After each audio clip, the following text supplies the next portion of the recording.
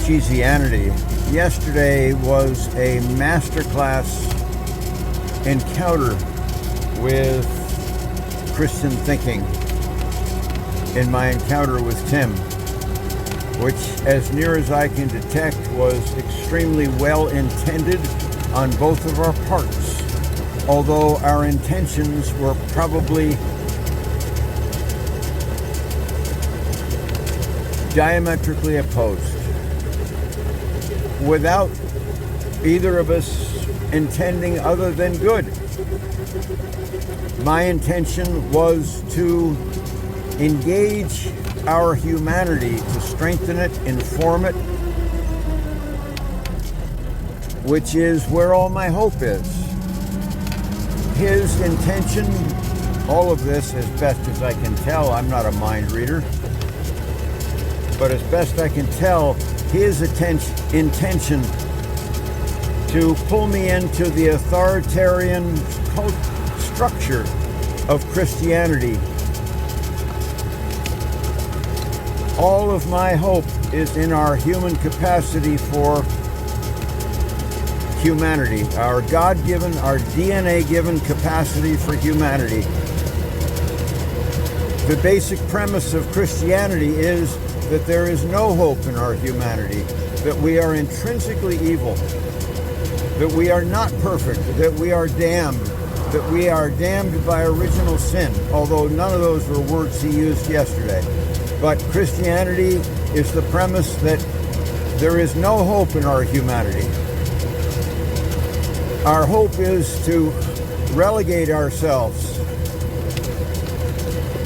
to the doctrine of Christianity, the so-called beliefs, which is really nothing more than brainwashed programming of Christianity. And that is not meant in a derogatory way. Tim and Christians may be correct. I'm not God, although a fundamental difference between us is they think they are God. At least they speak like they are God because they believe they have the certainty. And it is clear to me that there's only one entity that can have certainty, and that's God. And this became clear to me, well, so many things were a gift of that conversation, reflecting on much of the night, at least some of the night, instead of sleeping. It was so rich. And it was only toward the end of the conversation that I began to realize that we were not having a human conversation, what I understand to be a human conversation, humanity to humanity.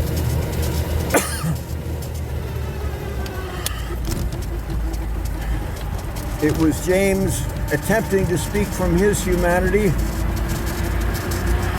and Tim attempting, because he thought it goodness, to speak from his programming, his belief system, his learned way of programming other people, because he thinks it's good. He thinks it was good that it was done to him. He's glad it was done to him. He thinks it is a horrible thing that anyone would not be doing the same. Thinks. His programming tells him. His mind of man tells him this. And if he ever was the humanity of childhood, it was so removed from him. It has been so removed from him that it is not part of his equation. It is inconceivable that it is part of his equation, just like the scribes and Pharisees, just as was done to those children that were born humane, were born in Creator's image. And had that wiring distorted, perverted, ripped out. So all that was left was the mind of man, the will of the the will of man, which I think Jesus was referring to the will of the head. By using his real name, Tim, I don't think I'm betraying any confidences, because were he to come across this video, he could use it just as much for his purposes of trying to proliferate his understanding of things as I can use it in trying to proliferate the understanding that is saving me. Among the great gifts of yesterday's encounter was something that I did not want to see. That Jesus' Gospels, the four Gospels, Jesus' words and example can be the same kind of Rorschach test. Rorschach painting that the Bible is, where you can find in it what you want. I think that Jesus' teachings and example is far less prone to that, but profoundly prone to it. That is, there are relatively few variations, but there is one central variation. One can, if one, whether they realize it or not, believes that authoritarianism is the answer, because we are hopelessly evil creatures by our very nature, then it's clear that that's what Tim found, and it's clear that he's representative of virtually all of Christianity, though the flavors change from denomination to denomination, and of course from individual to individual. As I logged a little bit last night, this encounter was so important for me in so many ways.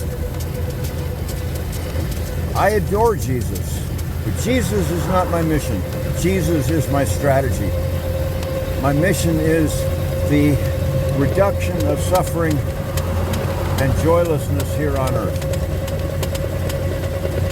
All of which I was as clear with him as I could possibly be. Jesus is not my mission. Jesus is the best strategy that I see, his words and example in the Gospels. I adore that Jesus. It's a Jesus of my imagination. Were he in front of me, it would be the Jesus of my imagination. But I'm trying to enslave my imagination to his words and example as literally and accurately and completely as I can. I know I'm trying that, and I know I'm having some success.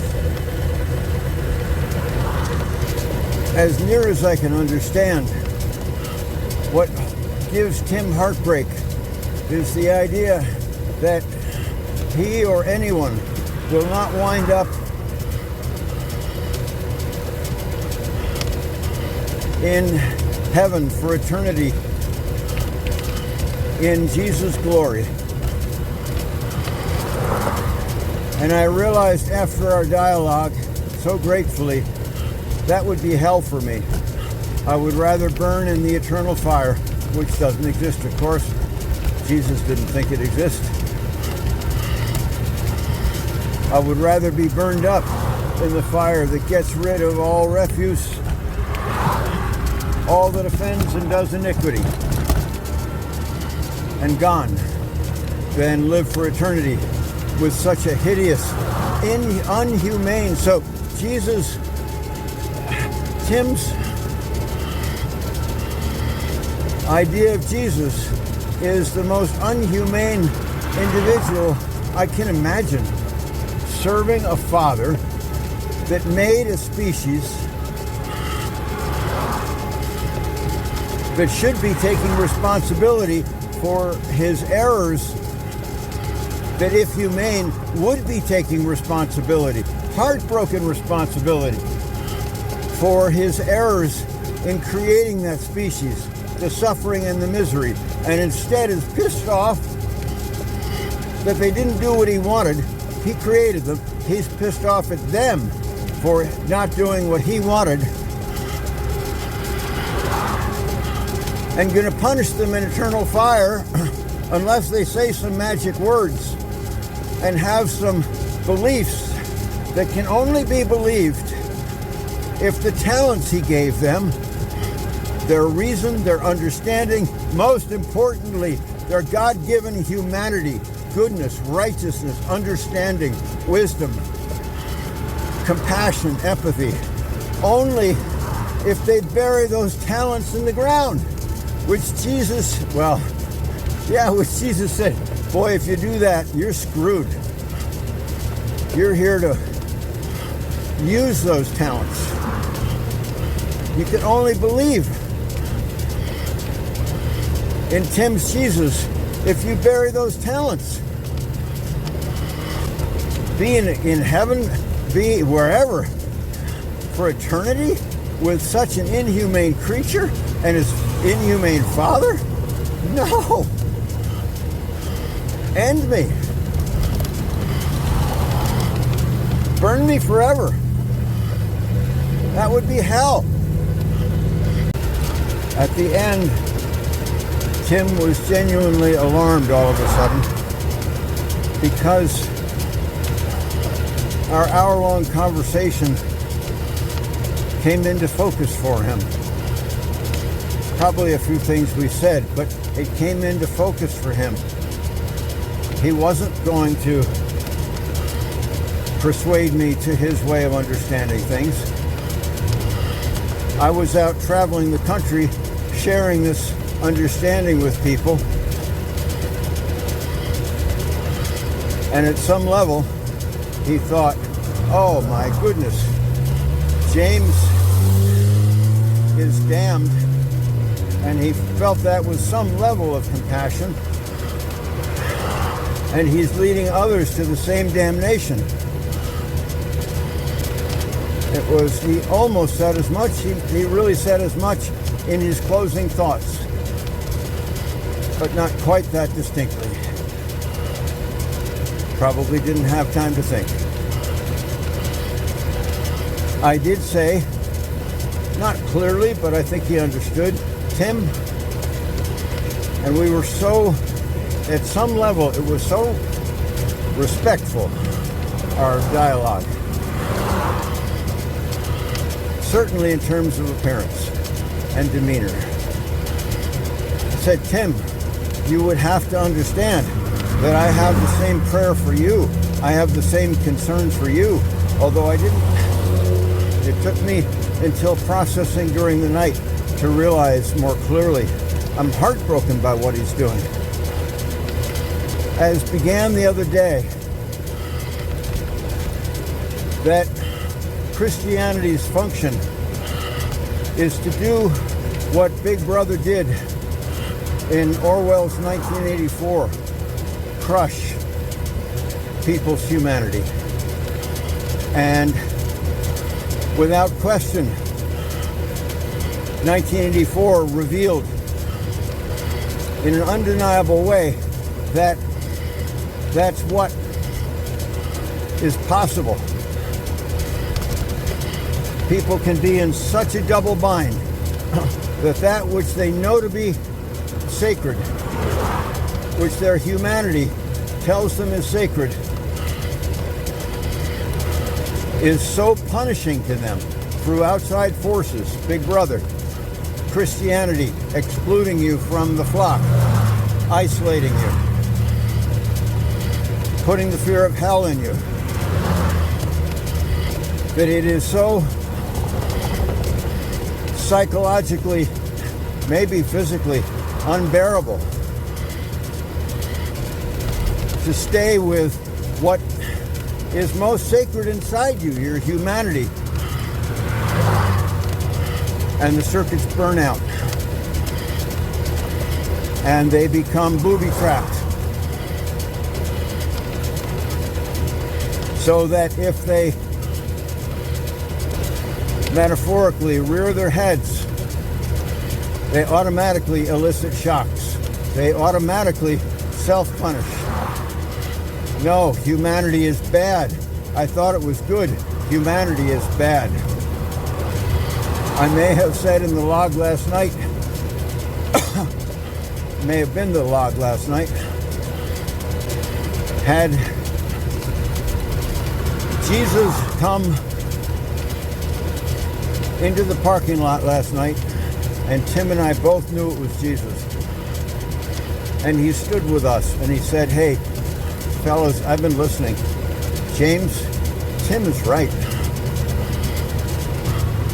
I would say, "Well, Jesus, a couple of things. You sure are not the supremely humane being that I thought you were. And your father, therefore, who I have been calling my father,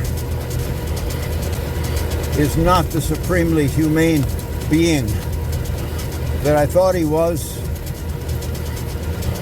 I was mistaken that you gave your life to first return yourself and or preserve the humanity that you were born with as given by Creator, and gave your life to try and inspire us to do the same, to return to our humanity, our Creator, the divine within us. Jesus, well, if you say I was wrong, obviously I was wrong. But I don't say this to spite you. You just might find it interesting, Jesus. You saved me. No, your words and example saved me. So at the beginning of this log is the picture of the young woman and the old woman. Whoever created that image, which you've probably seen before, probably was deliberate in trying to create that. But we can imagine that they were actually just setting out to have a drawing of a grown woman, or the drawing of a young girl, and then realize, oh my gosh, it can be interpreted either way. Well, Jesus, I am so thankful, even though you say you're Tim, and I accept you if you say you're Tim's Jesus, not mine. I am so grateful. I am so appreciative, because what I saw in your gospel, in your words and example in the Gospels, has brought me back to life. The life that I had as a young child, the humanity that I had as a young child, that culture and Christianity moved me away from, robbed my convictions, although I rejected the double bind, and my dad consciously or unconsciously prevented the double bind from crushing my circuits entirely. I certainly lost the courage of my convictions that those are who I am. Those are my life. Those are life to me. Them in charge is life for me. It certainly moved me away from those convictions. But your words and example, and those others that you inspired, like Schweitzer, Bonhoeffer, Dorothy Day, Philip Barragan, have brought my humanity back to life. So apparently it wasn't your intention to be my savior, but you've been that. And as anyone listening to this would know, I am certain. Well, I'm certain of one thing. My understanding, my experience of Jesus in the canonical Gospels, his words and example, not the editorial stuff by John, has brought my humanity back to life. Unless you convert and become like a little child, you will not enter the kingdom of heaven. Of that I'm certain. But I'm also as certain as one can be using all of the talents they were given by Creator, that Jesus would be saying, I am not the Jesus you thought I was, not to James, but to Tim and to the Christians, just like he said to the scribes and Pharisees. I mean, that's just as plain as day. He was the most humane human being that we've ever seen, and he gave his life that we would be as well. So as Tim is horrified that I am not out there leading people to his understanding, but exactly opposite to the clone army that Constantine and his Christianity created, the dehumanized automatons, and I don't mean that as derogatory. Clone is not a derogatory word. It is a descriptive word. Dehumanized is not a derogatory word. It's a descriptive word. It's correct or false, but it's a descriptive word. I am horrified, and more clear than ever, that Christianity, whatever Constantine was thinking, whatever the disciples were thinking, whatever the so-called apostles were thinking,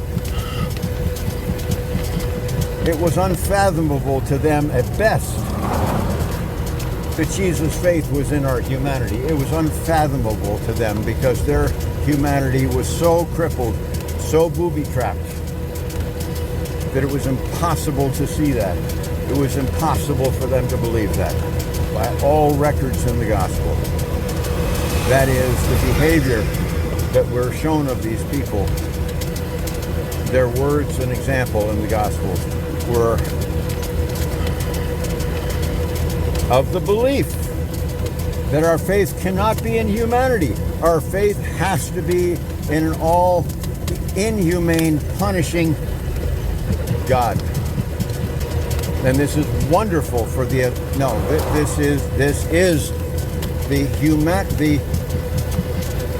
authoritarian head and flesh, the command and control head and flesh of our nervous system, our Creator-given nervous system.